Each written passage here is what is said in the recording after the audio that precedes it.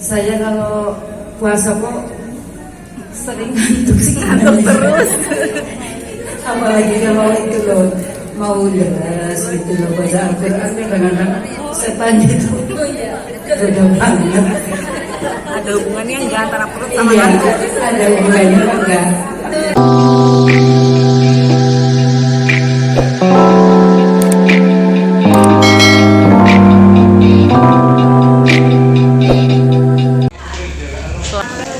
Waalaikumsalam. Assalamualaikum warahmatullahi wabarakatuh. Hijabers Community Purwokerto kali ini mengadakan acara buka bersama dan santunan anak yatim. Acara ini diadakan Kamis tanggal 14 April 2022 di Bad Sky Lounge Miotel Baida Farm Purwokerto. Seperti apa acaranya, langsung aja kita ikuti di video ini ya. Yanti dan Mbak siapa?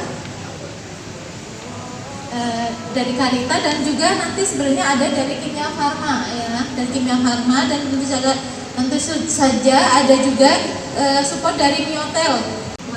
Agatha. Mbak Agatha, terima kasih. Selamat datang anak-anakku dari Panti Asuhan Gelora Indah ya. Silakan menempatkan diri. Jadi acara ini itu sebenarnya acara rutin biasa kami laksanakan di setiap bulan Ramadan gitu. Jadi ini kita udah absen 2 Ramadan karena adanya pandemi. Alhamdulillah pada hari ini kita bisa melaksanakannya kembali santunan anak yatim di bulan Ramadan ini. Tentu saja syukur sekali karena kita masih diberi kesehatan sampai saat ini bisa berkumpul setelah adanya pandemi yang sangat panjang. Alhamdulillah kita masih diberi kesehatan, Masya Allah, dan kita masih diberi kesempatan untuk berbuat baik.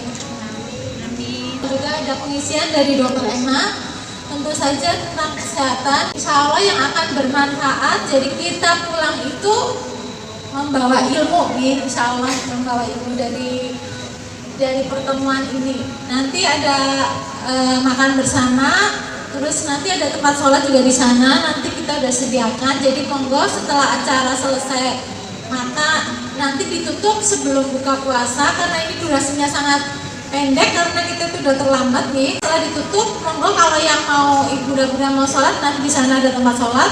Karena ini waktunya sangat mepet dan ini nanti ada masih banyak acara. Ya betul. Talk show kesehatan dengan tema sehat dalam berpuasa. Kita sambut. Assalamualaikum warahmatullahi wabarakatuh. Waalaikumsalam. Selamat sore kepada anak-anakku, terutama anak-anakku yang soleh-soleh. Ketika tidak boleh balas dendam atau berlebihan dalam berbuka puasa.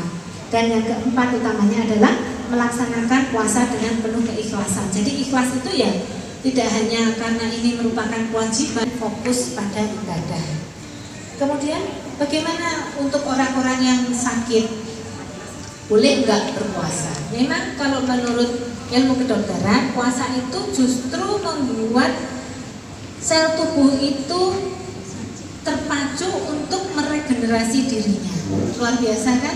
Jadi dengan puasa itu sel tubuh yang kira-kira udah setengah tua itu sekalian aja mati, hilang itu, terfagositosis. Jadi dia kemudian terbentuk terregenerasi sel-sel yang baru. Kita bisa lihat orang kalau sering puasa ya sehat sih. Di surat Al-A'raf, makan dan minumlah dan jangan berlebihan.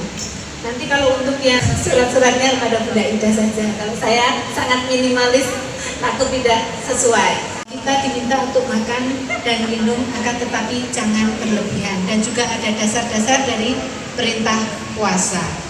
Disebutkan juga di dalam hadis bahwa manusia tidak memerlukan suatu tempat yang lebih jelek daripada perut. Cukuplah baginya beberapa suap makanan sekedar bisa menegakkan tulang punggungnya. Jika menuntut harus dipenuhi, maka sepertiga untuk makanan, sepertiga untuk minuman, dan sepertiga untuk pernapasan. Ini sangat korelatif dan juga sesuai dengan ilmu kedokteran, karena kebetulan saya juga seorang dokter, di mana bahwa lambung kita itu berbentuk seperti avokado. Jadi berbentuk seperti avokat, di mana kita harus memberi tempat untuk udara, kemudian cairan, baru yang terbawah adalah bolus-bolus makanan. Apabila semuanya terasa puasa penuh, Anda bayangkan bagaimana lambung itu harus memeras dan menjadikan makanan itu menjadi saripati yang kita serap. Tentu tidak baik dan tidak akan berhasil dengan sempurna. Bahwa puasa ini adalah salah satu langkah detoksifikasi. Tidak hanya detoks untuk badan saja atau raga, akan tetapi yang terpenting adalah detoks untuk jiwa. Jangan sampai kita sebagai umat muslim hanya menjadikan puasa itu sebagai ritualitas, berlapar-lapar dan dahaga sejak pagi hingga petang, akan tetapi berfoya-foya di saat buka puasa. Tentu itu tidak dibenarkan. Juga sudah disebutkan di dalam hadis HR Imam At-Tabrani bahwa berpuasalah kamu, niscaya kamu sehat. 39. Oh, 39. Itu 20 tahun lalu. Luar biasa, Masya Allah. Iya, Bunda Esti itu sehat sekali karena beliau olahraga, kemudian beliau kan karena dulu ngurus Ibu, kemudian sekarang juga beliau rajin sekali beribadah, rajin puasa, bisa dilihat.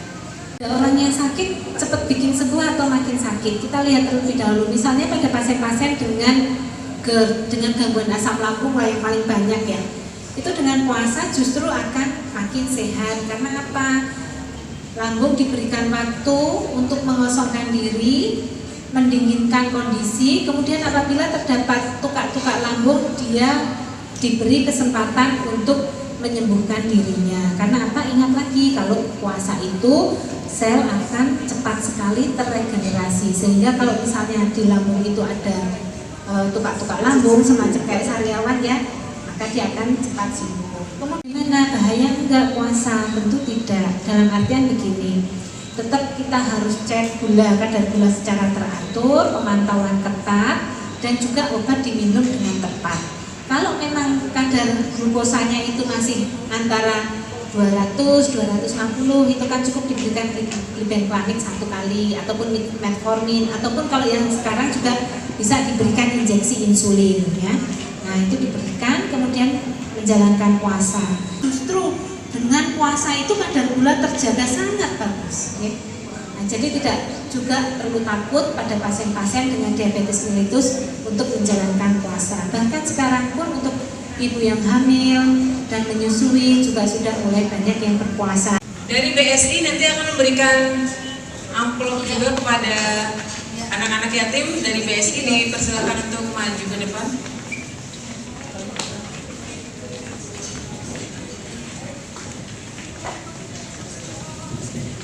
Kayaknya kalau semuanya nanti nggak kelihatan ya. Gantian aja dong ya. Ya udah ini dulu. Ya udah. Ini juga ada apa namanya? Sarung. Ada sarung pemberian dari ini pasti sangat bermanfaat sekali ya untuk seorang pengguna waktu. Ke Karita yang beralamat di Jalan HR Bunyamin Purwokerto. Foto dulu dari Karita, foto. Ya. Nanti yang BSI nanti dari Gelora ini ya, ini dari bunda-bunda sahabat hijabers semuanya. Ini ada titipan yang akan kita sampaikan. Bunda, foto dulu. Kurang kesini dikit mas. Nah, terima kasih BSI. Tunggu ini selesai dulu. Dapat guna lagi. Dapat guna, dapat sarung. Ayo bunda-bunda. Semuanya bermanfaat. Dibantu. Itu ada bunda-bunda ya yang mau ikut. Dibantu, monggo. Udah langsung kasih aja. Ya, kasih aja. Dulu foto dulu, nanti baru terakhiran aja, terakhiran. Assalamualaikum warahmatullahi wabarakatuh. Waalaikumsalam warahmatullahi wabarakatuh. Alhamdulillah man amarona bitibai rasuli. Asyhadu an la ilaha illallah wa asyhadu anna Muhammadan abduhu wa rasul. Wassalatu wassalamu ala asrofil mursalin wa ala alihi wa ashabihi ajma'in, amma ba'du. Berbahagia sekali pada sore yang penuh keberkahan ini kita bisa bermuwajahah di tempat yang insya Allah dikelilingi para malaikat yang mendoakan kita. Apa yang sudah kita infakkan, insya Allah akan dilipat gandakan di sisi Allah pahalanya dan balasannya. Amin ya robbal alamin. Saya ingin memberi sebuah kisah tentang Utsman bin Affan. Bunda-bunda, anak-anakku semua, ada yang tahu siapa Utsman bin Affan? Suatu ketika di zaman Utsman bin Affan mengalami pailit seperti saat ini, minyak goreng tidak ada, sembako tidak ada, gula menghilang.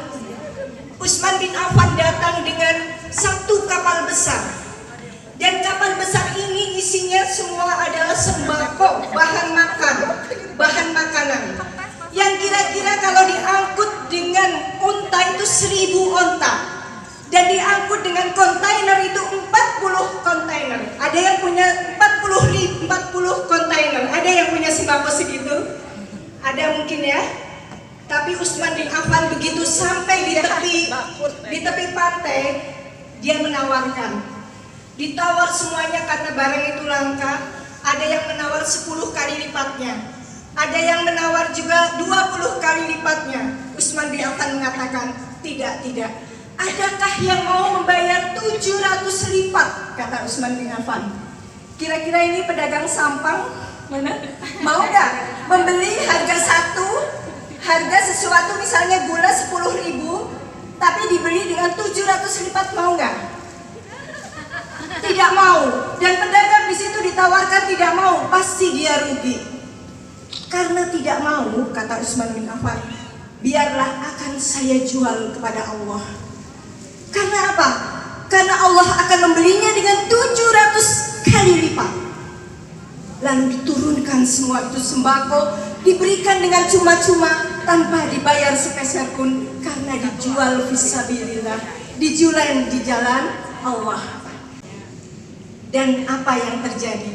Sampai saat ini rekeningnya Utsman bin Affan masih banyak, dan rekeningnya itu sampai ribuan tahun ini yang menghidupi Masjid Nabawi, yang menghidupi masjid di Madinah. Tabungannya Utsman bin Affan. Padahal apa? Dia tidak pernah menghitung-hitung tentang memberi. Kecepatan infaknya seperti sodakohnya seperti angin.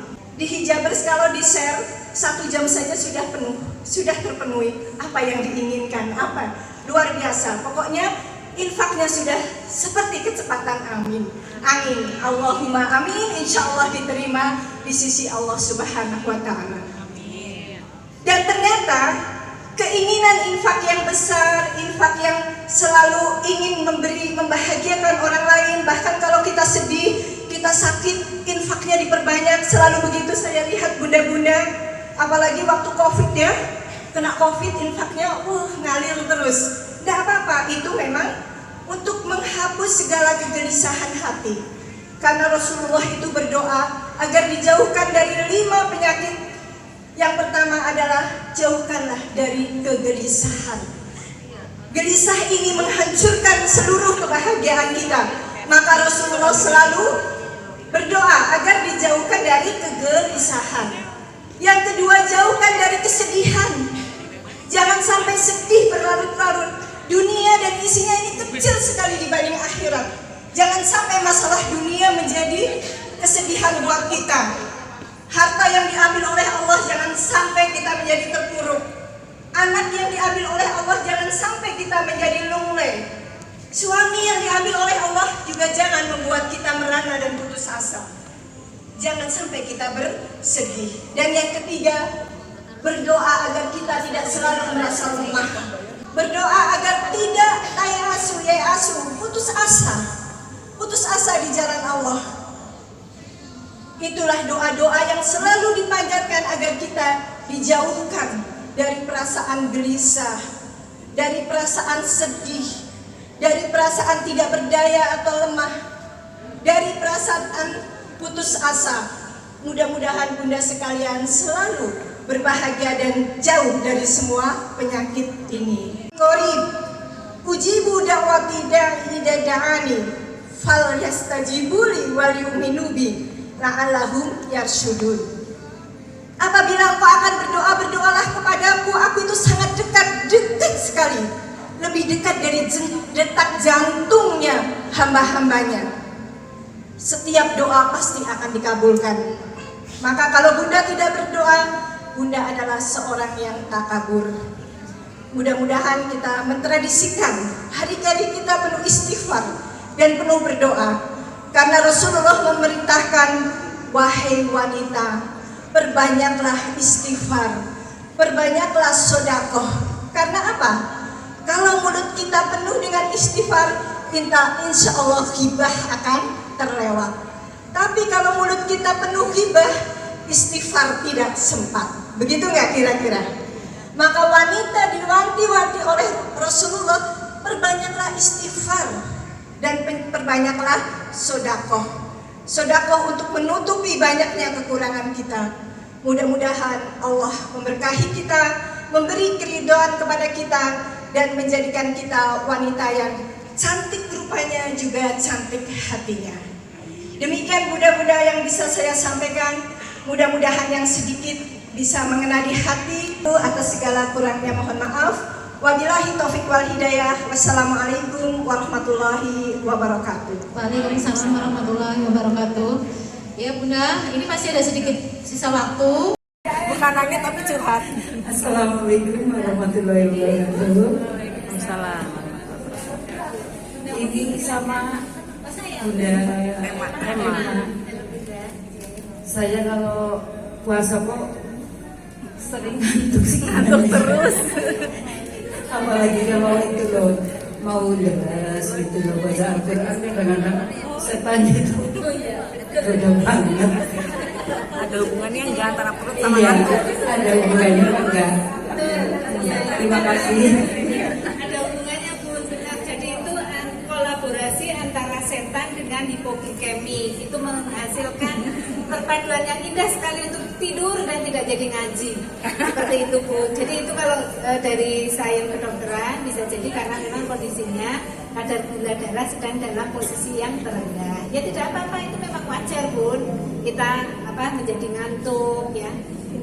Dinikmati saja. Nah, begitu. Kalau misalnya, tapi saya ingin terus ya coba untuk menyegarkan kembali badan, ya sedikit jalan-jalan dulu, apalah begitu, menghilangkan ngantuk, nanti kemudian ngaji lagi. Gitu. Tidak apa-apa, wong itu memang wajar Bun. Terima kasih. Ini Bunda nih, ada door prize-nya, bisa diinfatkan lagi. Mau tanya ke Dokter Emma, Dok, kalau keadaan perutnya kenyang sekali, ngantuk bisa ditidurkan atau harus jalan-jalan? Kalau perutnya Bun, tidur itu mahal karena tidak semua orang itu bisa tidur dengan gampang. Jadi kalau perut tentu itu karena terlalu kenyang. Kenyang sekali ya. Saya pulang terawih itu Keren. makan kekenyangan. Nah itu karena Bunda saja sudah sadar kan, itu kan harusnya tidak boleh Bun. Tidak boleh. Memang kenapa? Tadi sudah saya singgung bahwa tubuh kita itu atau khususnya lambung itu memang butuh 3 tempat. Dari sisi kedokteran pun sama dengan yang ada disebutkan dalam agama kita, bahwa butuh tempat untuk udara, untuk air, baru sesudah itu bubur yang makanan, dalam artian makanan yang sudah kita makan. Kalau terlalu kenyang artinya Bunda yang nggak sehat gitu. Saya kan terlalu kenyang. Nah kalau langsung ditidurkan apa yang terjadi?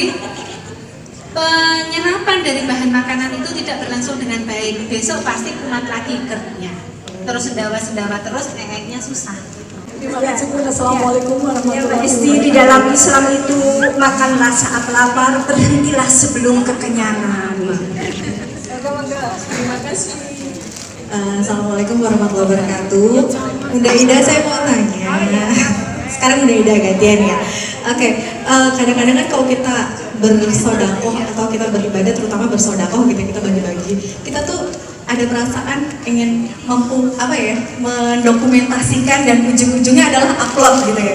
Nah, cara untuk membedakan kita untuk menginspirasi atau kita takutnya riak gitu. Cara membedakannya gimana? Karena kan ini kan katanya saya pernah dengar riak itu ibarat semut kecil di batu yang hitam betul.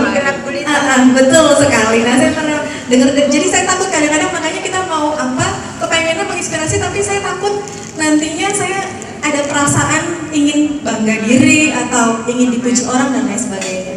Jadi kalau saya kadang-kadang nggak usah nih, udah nggak usah upload, udah nggak usah foto, udah nggak usah apa, tapi sebenarnya pengen menginspirasi orang lain tapi takut gitu. Ya, terima kasih. Ini Mbak Dewi Fokker ya. Beliau notaris, jadi kita lengkap. Kalau butuh jasa notaris ke beliau saja. Jadi begini Mbak Dewi, di dalam Al-Quran pun itu cerita tentang kebaikan dan cerita tentang ketidakbaikan itu ada. Lalu apa kita memandang bahwa Al-Quran itu riya? Tidak kan?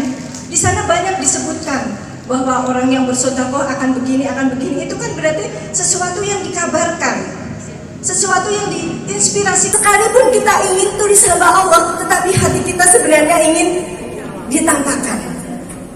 Pada dasarnya manusia itu seperti itu. Jadi insya Allah kita kembali mengelola hati kita, tazkiyatun nufus. Setelah kita tazkiyatun nufus, kita baru bisa mengekspor sesuatu, meng-share sesuatu dengan penuh keikhlasan. Tidak apa-apa, karena berita Utsman bin Affan sedekah juga diceritakan di hadis. Berita riwayat-riwayat kebaikan zaman dulu, Khadijah seperti apa setianya kepada suaminya diceritakan. Jadi kebaikan-kebaikan itu malah justru disebarkan. Jangan malah medsos kita penuh dengan kejelekan. Kalau sedekah tidak boleh di-share, nanti ria. Orang yang joget-joget saja boleh di-share, yang tiktok itu nggak genah juga boleh di-share. Kenapa kebaikan malah nggak boleh di-share? Jadi kembali kita perbaiki hati, kita ikhlaskan, kita bersihkan. Insya Allah Allah tahu apa yang sedang kita lakukan. Bingkisan diserahkan kepada Dr. Emma. Makasih ya Bun. Sayang, terima kasih ya. Iya. Selanjutnya kepada Ustazah Ida Munawwaroh. Terima kasih ya Dek. Terima kasih benar-benar semangat. Karita dan 3 BSI, terima kasih. Foto dulu bertiga. Saya izin perkenalkan terlebih dahulu. Saya Daryanto, pengurus Panti Asuhan Muhammadiyah Ajibara, mengucapkan terima kasih banyak yang sebesar-besarnya buat bunda-bunda hijabers Banyumas sama Purwokerto yang sudah berkenan untuk mengundang kami 10 anak. Dan mudah-mudahan kami berharap lain waktu tahun depan kalau diberi kesempatan kita diundang lagi. Terima kasih sekali lagi, saya mewakili keluarga besar Panti Asuhan Muhammadiyah Ajibara mengucapkan terima kasih yang sebesar-besarnya. Mudah-mudahan apa yang Bapak Ibu semuanya, Ibu-ibu atau bunda-bunda yang sudah kita sarukan kepada anak-anak kami, baik itu Panti Asuhan Muhammadiyah Ajibara maupun Gelora Indah, tercatat pahala di sisi Allah Subhanahu wa Ta'ala tanpa ada riya. Insya Allah saya yakin ini bukan riya. Ini ajang bagaimana kita meningkatkan kualitas atau infak kita, sedekah kita betul-betul mendapatkan kualitas yang sempurna di sisi Allah Subhanahu wa Ta'ala. Syukran, akhir da'wana. Assalamualaikum warahmatullahi wabarakatuh. Alhamdulillah, akhirnya buka puasa pun tiba dan kita menikmati buka puasa dulu ya.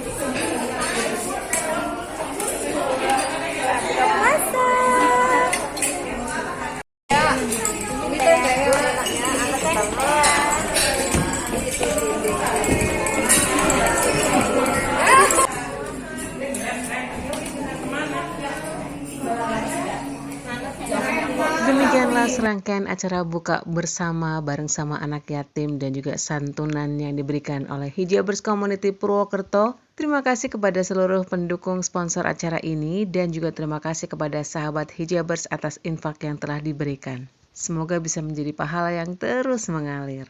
Nantikan kembali kegiatan-kegiatan dari Hijabers Community Purwokerto ya. Terima kasih, sehat selalu, sampai ketemu lagi di kegiatan berikutnya. Assalamualaikum warahmatullahi wabarakatuh.